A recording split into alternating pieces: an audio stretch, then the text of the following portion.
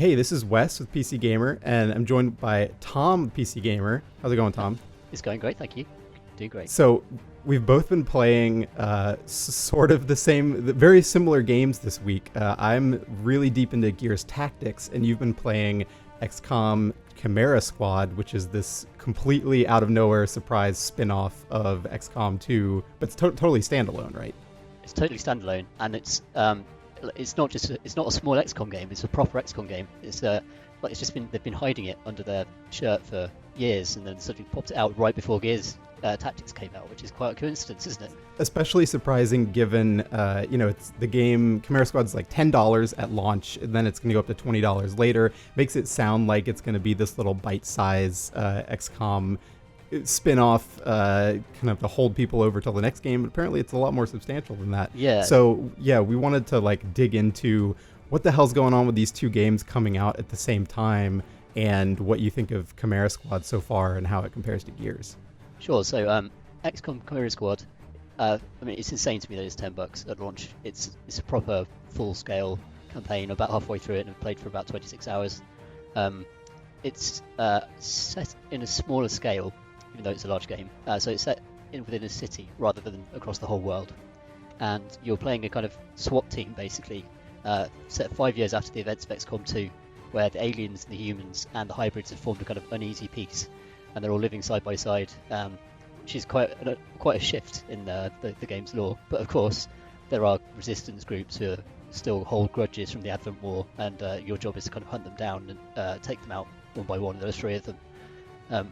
And you do this by pursuing missions on the kind of city map.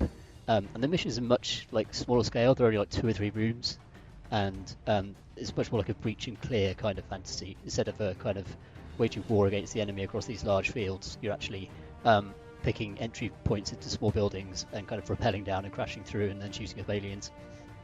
That's a cool twist for XCOM, because so Gears Tactics is similar in that it's scaled down compared to, say, XCOM 2, where you have this giant sandbox, all this systemic stuff going on, base management, kind of the world map scale.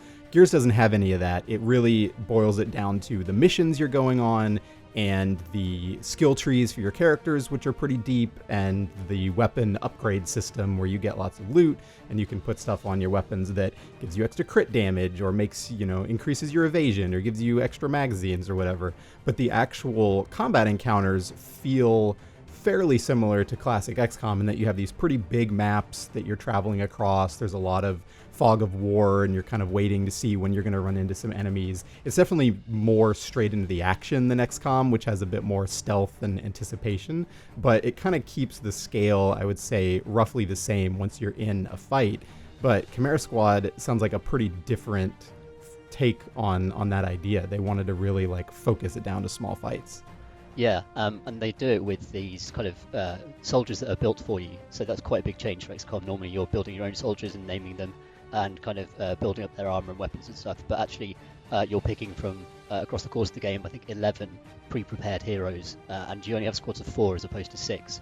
So they've really slimmed it down in lots of ways. You're not doing the same kind of troop customization, but you are still discovering combos and ways that these heroes kind of interact to really devastate the enemy, and once you figure those out, it's really, really satisfying. Yeah, tell me about some of the really fun combos with the different humans and aliens and human aliens. Yeah, so you have all 3 on your squad, including mutons and snake dudes and sectoids and normal humans, of course. But there's a kind of sectoid called Verge, who's quite a sinister guy. And it's implied that he actually fought against the humans in the Advent War. But what he could do is, in fights, he can quote unquote pull people into his neural network by making them berserk or shutting them down for a few turns. And then what you could do is, which has got a load of different characters in his neural network, you can just damage them all with these surges of power from his brain, which is just absolutely nuts. It's just such a nuts power.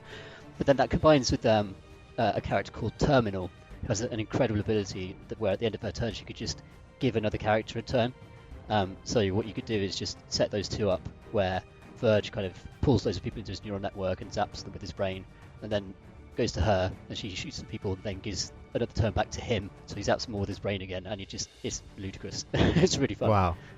it seems like both of these games also have kind of this style of design in common, and that Gears Tactics is, you also have 4-player squads, a little smaller than XCOM 2 could get, but it's much more of a hero-focused game. I'd say, Chimera Squad, clearly the same. You have these named characters. In Gears Tactics, you can recruit, like, just generic soldiers who you can rename and customize a bit, but you still have your main characters, Sid and Gabe, and you get a sniper named Michaela, and you're not actually allowed to let them die in the game. If they die, it's game over for you. You have to restart the level or the campaign if you're on Iron Man. But they also have similar abilities that anyone in the different classes, anyone in the class systems can get these same abilities, but it's really fun on either the hero characters or just your regular soldiers to start figuring out how to use these in tandem. Like the support class, which your hero Gabe has an ability called Teamwork, where you can basically make the prediction that another one of your teammates is going to kick a lot of ass that turn. So nice. You can say, if this character gets a kill, then Gabe, or whoever your support character is, gets an extra action point. And then you could even stack that by using the game's execution system, where you get everyone else on your team gets an action point when you execute an enemy. So they basically see you chop a dude's head off, and everybody's like, hell yeah, we're into that. That's that's the most Gears of War thing I could imagine. It's super Gears of War, yeah. But so you can end up going, okay, I'm going to put Teamwork on this guy and then use him to execute somebody, and then all of a sudden your support character has 3 extra actions that turn that you can just keep doing crazy stuff with. So it's really fun to find those ability combinations, which I didn't really, when I was playing XCOM 2, didn't really realize that was what was missing for me, I guess. But I enjoy it strategically a lot more than just positioning units and trying to get a good accuracy shot on somebody, Yeah, I think also being in tiny rooms in XCOM Chimera means that you kind of only have so much choice about where your characters are, and you meet flamethrower guys and they are just the worst, because you're in these tiny places and they just set the whole place on fire, and then a poison barrel explodes and suddenly everyone's covered in poison and fire at the same time.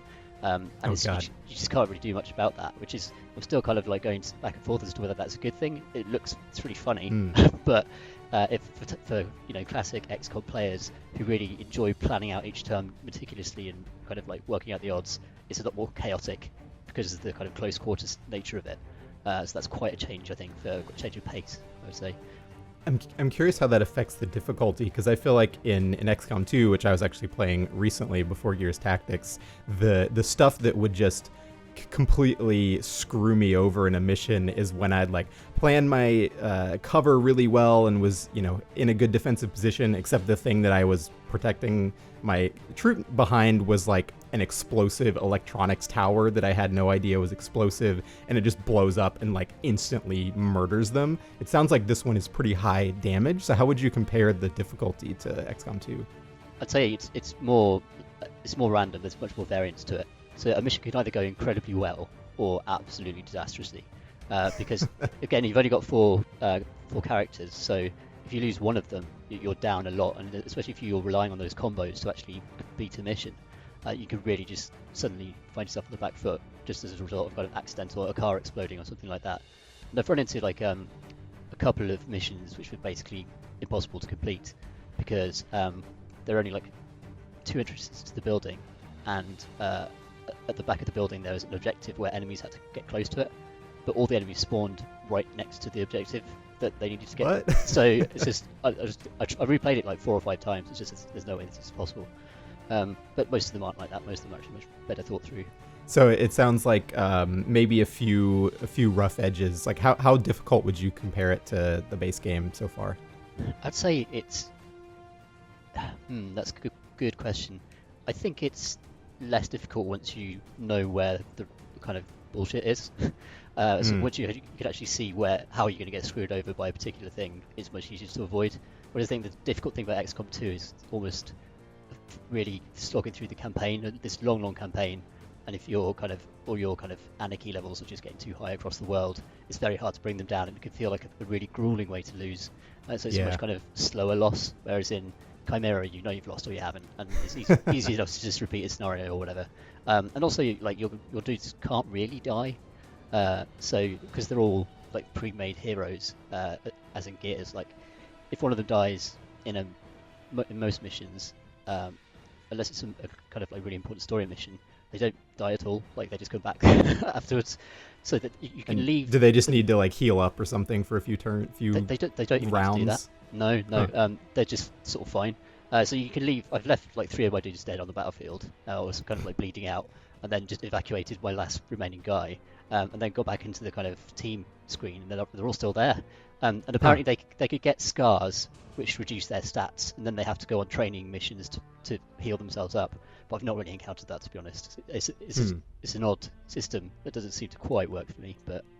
So it feels like the idea of the hero units was good, but they maybe didn't quite meld that with the expected brutality of classic XCOM. Yeah, for sure. Yeah. There's stuff I really like about it though. So in classic XCOM, there's this massive kind of armor race where enemies' armor pools are just getting bigger and bigger and bigger, inevitably as the campaign goes on, which means you have to research more and more armor, like higher and higher degrees of armor. Which means that you can't really experiment with lots of different units as much, because if you've got a really low level unit, then they might not be able to compete. Whereas in Chimera, the health pools are all relatively the same across the aliens and the humans, so it's quite easy to swap in a guy who hasn't been trained very well, and they can still hold their own. So there's much more room for experimentation, which is great. Yeah, so far in Gears, I've been playing with like a relatively static squad, but it feels like you can swap out lower level characters pretty safely and still, they might drag you down a little bit, but you can still bring somebody in, give them good equipment. One of the really nice things is all your upgrades are basically free, like you're not paying for research or anything. So once you've just gotten a crate with a cool handle for your shotgun or whatever that gives you like 50% extra crit, you can just put it on whoever has a shotgun. So it's really easy to just mix and match those parts and bring a new character in. And the skill tree in the game is really fun. Each class basically has 4 different kind of degrees of separation, degrees of like personalization they can go into, specialization. And so you can really just have 2 shotgun characters who have totally different ways of playing. One can be all about like going crazy and using like a double shot ability where they'll fire twice in one turn, which if you're up close on somebody with a shotgun will kill anything in the game pretty much that I've run into. And then you can have somebody else who's more of like a stealth character where they can cloak, and then when they fire out of cloak, they'll do like way extra damage or something like that. So it's a pretty cool system where it doesn't feel like it's going to have nearly the depth of XCOM's like crazy research all these different weapons and give your characters like bio powers and all that stuff, psionic powers, but it ends up feeling like I feel like I have a pretty deep squad, and then whenever I run into new abilities that I haven't used before, I'm like, oh, that's really cool. I wish I had that on my other guy. But I think that the other thing that's surprisingly similar with these games is I've never really had a character at risk of dying in my campaign. I'm playing on kind of like the recommended difficulty, because when they get downed in a match, it's really easy to either use a self-revive ability on them where they just stand back up, or have one of your other characters revive them, and then they get all their actions for that turn. And they have to get shot down multiple times before their health kind of degrades to the point where you can't bring them back again. So it's kind of nice from a less stressful tactics game perspective. I'm sure if I was playing on Iron Man on the hardest difficulty, it would still be stressful as hell because they would go down way, way faster. But at least at the default difficulty level, I feel like this is a game, Gears Tactics is a game more about like empowerment tactics than it is about brutal, like being crushed under the boot of the tactics engine, Yeah, it's interesting that you mentioned the depth of those skill trees, because XCOM Chimera, the actual individual skill trees are pretty basic, but the best way to look at it is that every hero is its own class now. So that's essentially 11 classes in the game. Wow. So really the depth comes from how you swap in different characters into your squad and how they interact with each other, rather than how you actually build each one out, which is kind of an interesting change. I think I did difference between this and Gears 4. Well, I hope this quick overview of these games gives people a little more insight into Chimera Squad and Gears Tactics. And honestly, I don't know if you could only play one of these games, which one you would pick. Oh God, for $10, you get a lot of strategy out of XCOM Chimera. Definitely, even though it has some problems. I'm still kind of figuring them out from a review, but I think for the value for money is insane. Yeah, so far in Gears Tactics, I'm really enjoying the more narrative aspect of it. You know, it has a really good presentation. Like, it's a proper Unreal Engine game. It looks like a Gears game, and that's a pretty cool thing to see in a tactics game coming from... I feel like these games aren't necessarily always low budget, but the presentation is often very Spartan, and it's kind of more about the action, right? So that's a pretty cool thing about Gears Tactics. But that's awesome. Hey, if you get it on Xbox Game Pass for PC, I think that's only also $10 a month. It's even less if you get like an introductory price. So if you want to just get 2 tactics games, they're both pretty cheap at the moment if you go the Game Pass route. And the $10, it's not even a pre-order, right? It's just for the first week. Chimera Squad is $10. Yeah, that's right. Yeah. So cool to see these 2 games come out on top of each other. Do you think 2K was deliberately being a little saucy or spiteful, putting out Chimera Squad a few days before Gears Tactics?